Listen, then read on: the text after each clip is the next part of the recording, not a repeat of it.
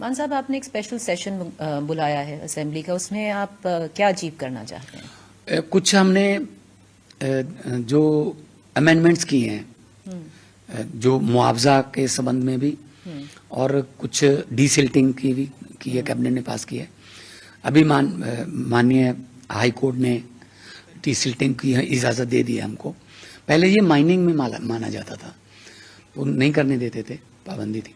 तो माननीय high court ने कह दिया कि आप डिसिल्टिंग कर सकते हो, ताकि क्योंकि किसी समय ये दरिया बहुत चौड़ाई में बगते थे, लोग आते गए तो ये इनकी चौड़ाई कम होती गई, पानी उतना ही आता गया, बल्कि ज्यादा आता गया, तो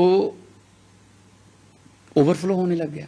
तो अब डिसिल्टिंग जहां पानी अमेंडमेंट लाने के लिए, हाँ जी, देखो जो खेतों में भी बहुत मिट्टी आ गई, ऊपर से दरियाओं में भी मिट्टी आ गई, तो अब अगली फसल बीजने से पहले कम से कम खेत तो क्लियर करने पड़ेंगे। हमने एक स्कीम दी है, जिसका खेत उसका रेत।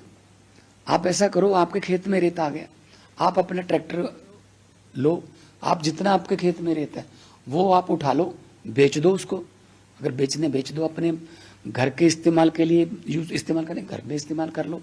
वो 31 दिसंबर तक हमने उनको छूट दे दी है कि आप ले लो। अगर किसी के पास है नहीं, कोई साधन है नहीं, 2 एकड़ जमीन है, वो कहाँ से, ट्रैक्टर नहीं है, उनके लिए हमने जेसीबी का प्रबंध कर दिया है। हर गांव में हम जेसीबी दे रहे हैं, और उनके लिए हमने ट्रॉलों का भी प्रबंध कर दिया, ट्रॉलियों का भी प्रबंध कर दिया कि आपकी मिट्टी है, आपकी है, बताइए कहाँ रखनी है, हम कर देंगे। एक तो उसको फिर हमने उसको विधानसभा से हमें एक मान्यता लेनी पड़ेगी कानूनी, तो ये सारी चीजों को, हाँ, ये। और मुआवजे में क्या कि जैसे एसडीआरएफ में 6800 रुपीज है, मतलब पर एकड़ मैक्सिमम नुकसान के।